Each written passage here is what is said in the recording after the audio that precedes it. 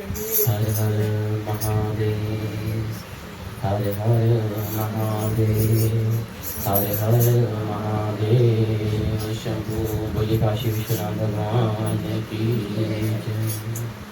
वक्रतुंड महाकाय सूर्यकोटि समप्रभा निर्विघ्नं निर्विघ्नं सर्वकार्येषु सर्वदा। बोल गणपति गणेश भगवान की जय। ओ प्रभु भावना दा भूखा भूखा नहीं होती दाते दामन होवे होते तेरी दा। प्रभु भावना दा भूखा भूखा नहीं होती दाते दामन होवे होते तेरी दा। ओ प्रभु भावना दा भूखा भूखा नहीं होती दाते दामन होवे होते तेरी दा। प्रभु भावना दा भूखा भूखा नहीं होती दाते दामन होवे होते तेरी दा। ओ एनु जग दे पदार्था दी लोड़ कोई ना, ऐसा पूरन भंडारी एनु तोड़ कोई ना। एनु जग दे पदार्था दी लोड़ कोई ना, ऐसा पूरन भंडारी एनु तोड़ कोई ना।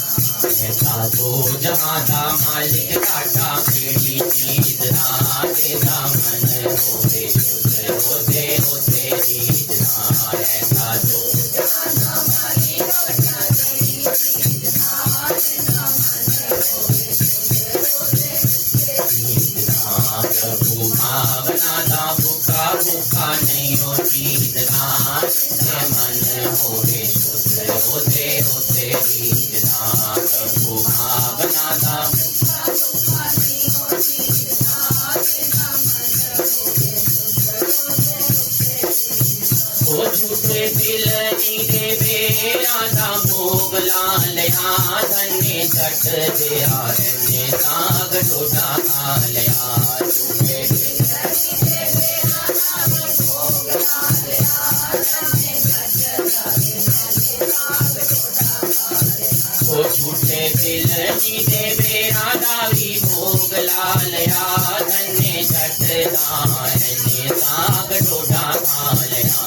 झूठे बिलनी दे बेरा दा भी भोग लालया, धन्य छठ साग ढोडा खा लिया।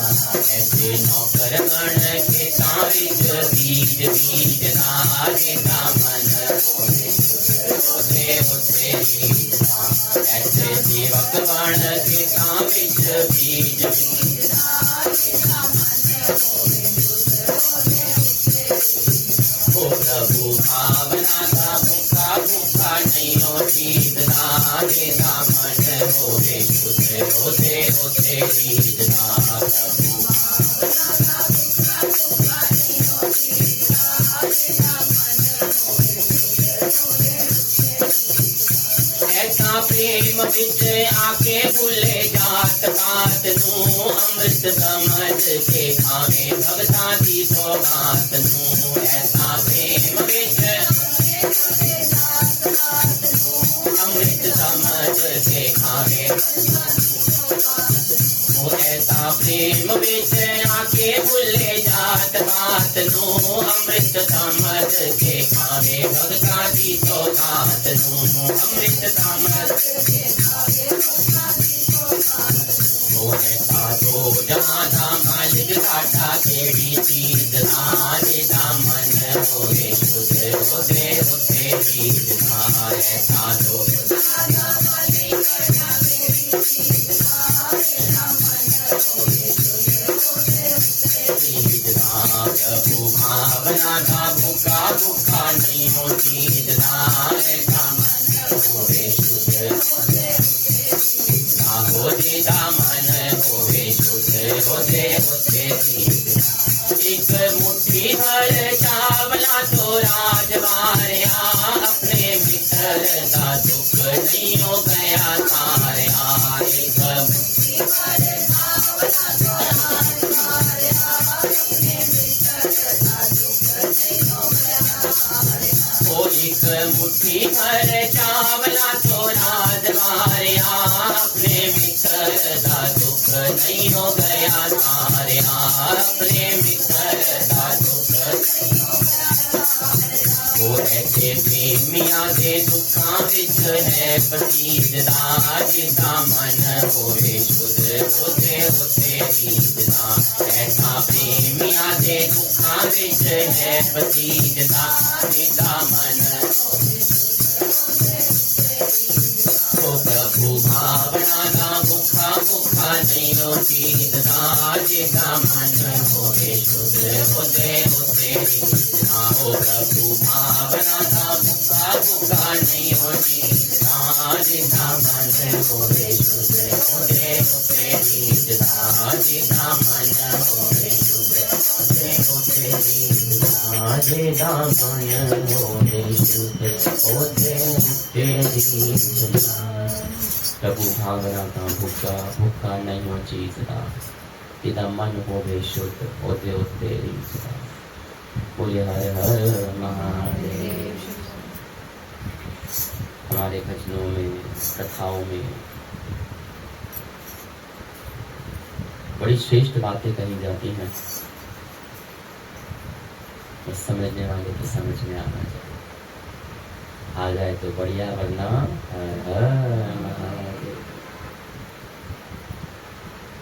श्रावण मास पुराण कथा महात्मा को सूत जी द्वारा वर्णित किया जा रहा है और वो कथा भगवान सदाशिव भोलेनाथ और सनत कुमार जी के बीच होने वाले सुंदर वार्तालाप के रूप में हमारे सामने प्रस्तुत हो रही है।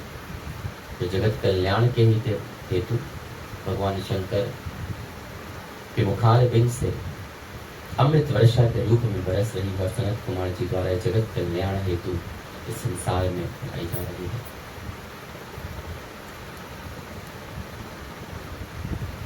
कल परसों की कथा में भगवान भोलेनाथ ने सनत कुमार के आग्रह करने पर अष्टमी तिथि को, जो कृष्ण पक्ष की अष्टमी सावन में पड़ती है, उसकी तिथि को होने वाले जन्माष्टमी उत्सव के बारे में विस्तार पूर्वक बताया और कल एक कथा भी बीच में सुनाई।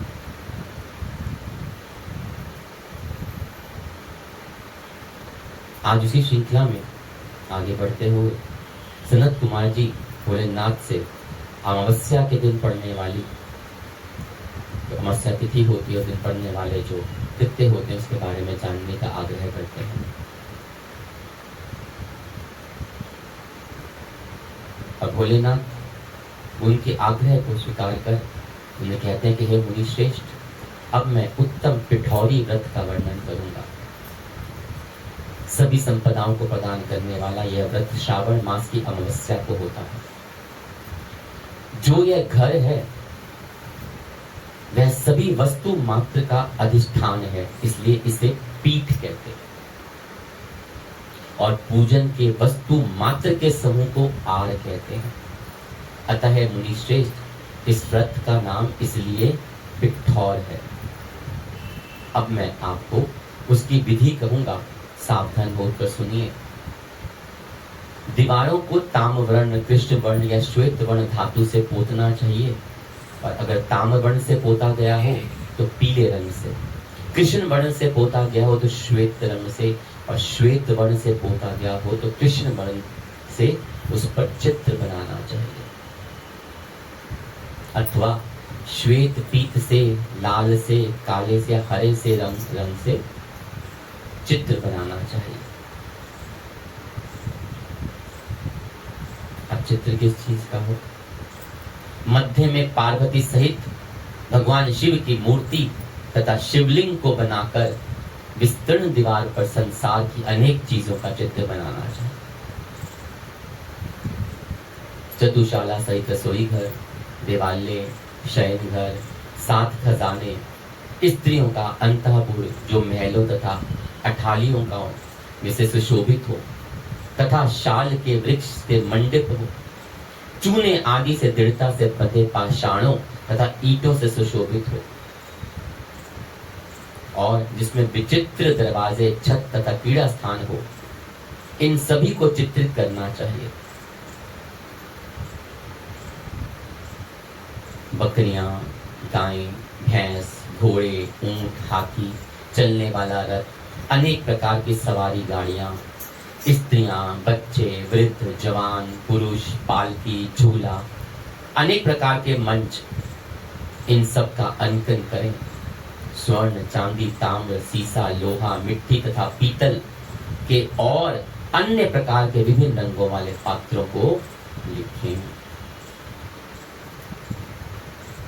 उसके बाद शयन संबंधी जितने भी साधन हैं, जैसे चारपाई, पलंग, बिस्तर, तकिया आदि, बिल्ली, मैना और अन्य और भी जो शुभ पक्षी हुए, पुरुषों तथा स्त्रियों के अनेक प्रकार के आभूषण, बिछाने तथा ओढ़ने के जो वस्त्र हैं, यज्ञ के कितने भी पात्र होते हैं, मंथन के लिए 2 स्तंभ व 3 रस्सियां, दूध, मक्खन, दही, तकर, छाछ, घी, तेल, तिल, इन सभी को दीवार पर लिखना चाहिए और लिख दें।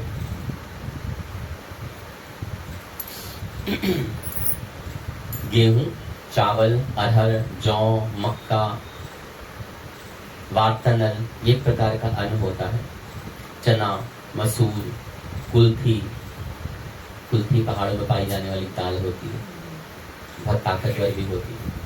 मूंग, कांगनी, तिल, कोंदों, कांसी नामक अन्न, सावा, चावल, उड़द, ये सभी जो धान्य हैं, जो धान्य के वर्ग में आते हैं, इनको भी उस दीवार पर अंकित करें।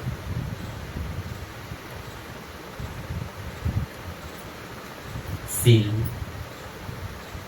जो सिलबट्टा होता है वो, उसको कूटने वाला डंडा, चूल्हा, झाड़ू, पुरुषों व स्त्रियों के सभी तरह के वस्त्र, बांस तथा तृण के बने हुए सूप आदि, ओखली, मूसल, जो गेहूं को पीसने तथा अरहर आदि को दलने के लिए काम आता है। 2 यंत्र, चक्की, दरेता, पंखा, चवर, छत्र, जूता, खड़ाऊ दोनों, दासी, दास, नौकर, पोष्य वर्ग, तृण तथा सभी पशुओं का आहार, धनुष, बाण, शतरंजी, ये भी एक तरह का अस्त्र होता है। खड़क, भाला, बर्छी, ढाल, पाश, अंकुश, गदा, त्रिशूल, भिंदीपाल, तोमर, मृदक, फरसा, पटीश, गुंडशी, परिक, चक्र यंत्र आदि, जल यंत्र, दवात, लेखनी, पुस्तक, सभी प्रकार के फल, छुरी, कैंची, अनेक प्रकार के पुष्प, बिल्व पत्र, तुलसी दल, मशाल, दीपक तथा घीवट आदि, अनेक साधन, अनेक विद्य खाने योग्य शाक और पकवानों में जितने भी प्रकार हैं, उन सभी को वहां पे लिखना चाहिए। जो वस्तुएं बताई भी नहीं गई हैं, उन सबको भी दीवार पर लिखना चाहिए, क्योंकि यहाँ पर सभी कुछ लिखना संभव नहीं होगा, बताना संभव नहीं होता, क्योंकि एक एक पदार्थ के सैकड़ों सैकड़ों, हजारों हजारों भेद हैं। भोलेनाथ कहते हैं, कितना कह सकता हूँ, तो यही संक्षेप में समझे कि जितने भी खाद्य पदार्थ हैं, अस्त्र शस्त्र हैं, आभूषण हैं, जो भी वस्तुएं उस परिवार में, घर में इस्तेमाल की जाती हैं, सबको दीवार पे लिखना चाहिए।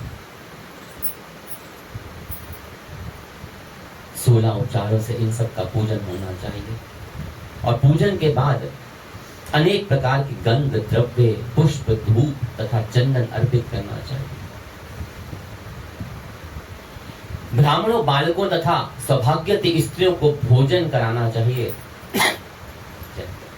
उसके बाद पार्वती सहित शिव की प्रार्थना करनी चाहिए कि मेरा यह व्रत संपूर्ण हो।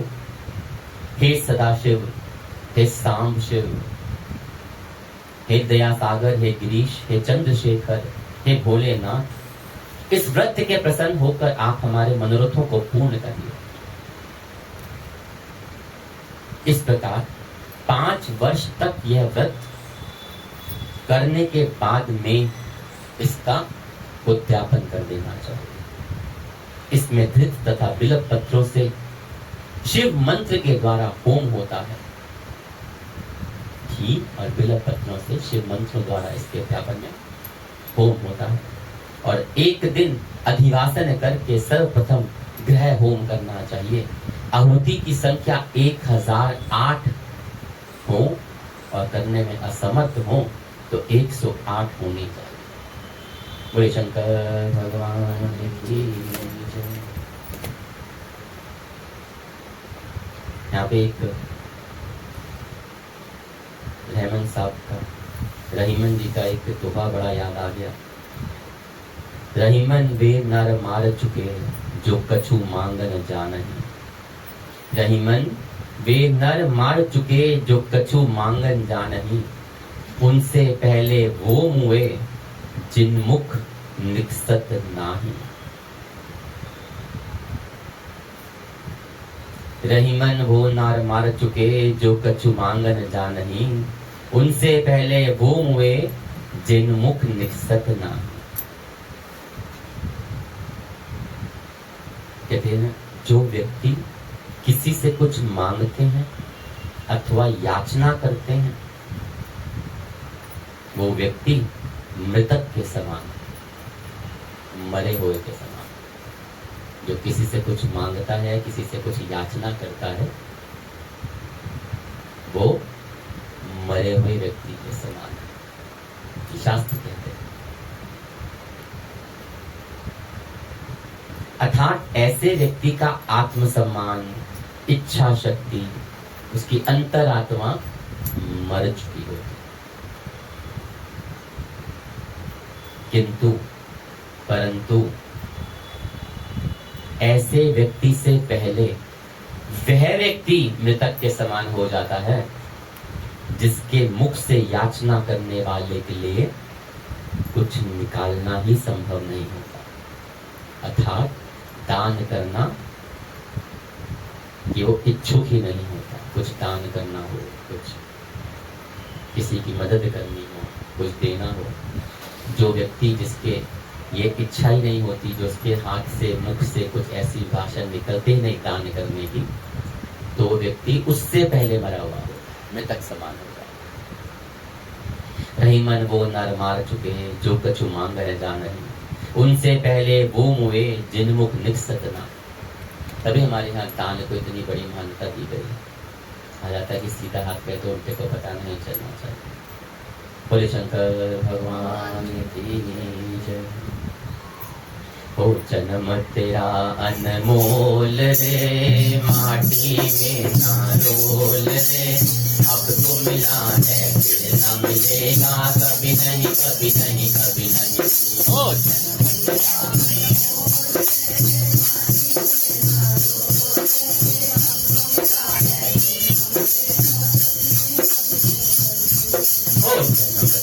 अनमोल रे, माटी में ना मोल रे।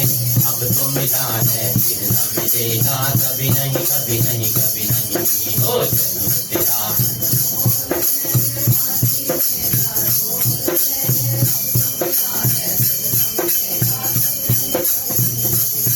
ओ सत्संग में तू जाया कर, गीत प्रभु के गाया कर। सत्संग में तू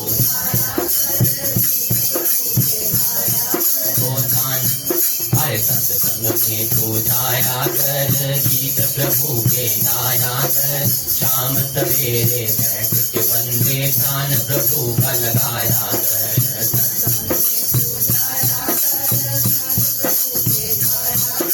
शाम सवेरे बैठ के बंदे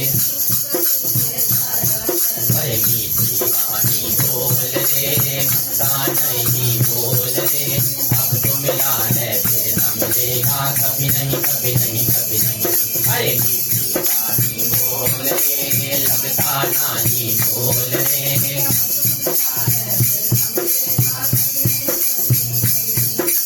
जन्म तेरा अनमोल रे, माटी में ना बोल रे। हर सतगुरु दिल कार है, ज्ञान का वो भंडार है। सतगुरु दिल के हर जो कोई इनकी शरण में आए, करते भव से तार है। जो कोई इनकी शरण में आए, वो सत्संग है अनमोल रे, माटी में ना मोल रे। तो मिला है फिर न मिलेगा, अरे जीवन तेरा अनमोल रे।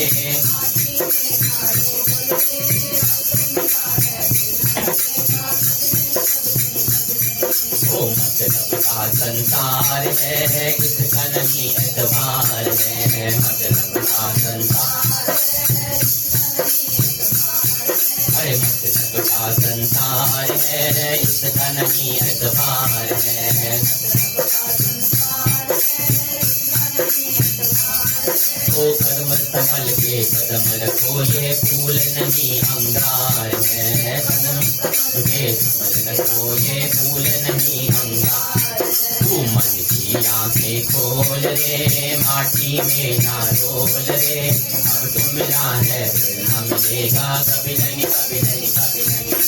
मन की आंखें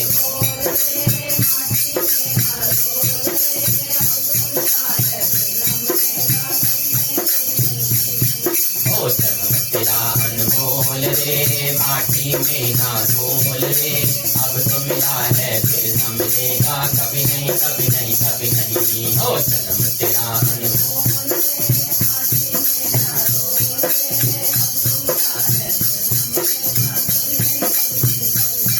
अरे तू बुलबुला है पानी का, मत कर ईमान जवानी का। तू बुलबुला है पानी का, मत कर अभिमान जवानी। वो संभल संभल के चलना बंदे, पता नहीं जिंदगानी का। संभल संभल के चलना, अरे मीठा सबसे बोल रे, माटी में ना रोल रे। अब तो मिला है फिर न मिलेगा, कभी नहीं कभी नहीं कभी नहीं। अरे मीठा सबसे,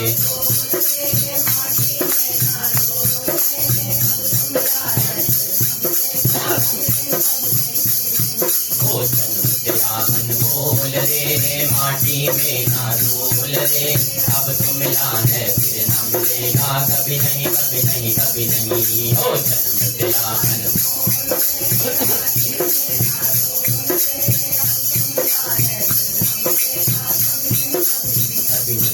अरे अब तो मिला है फिर न मिलेगा, कभी नहीं कभी नहीं कभी नहीं। अब तो मिला है फिर न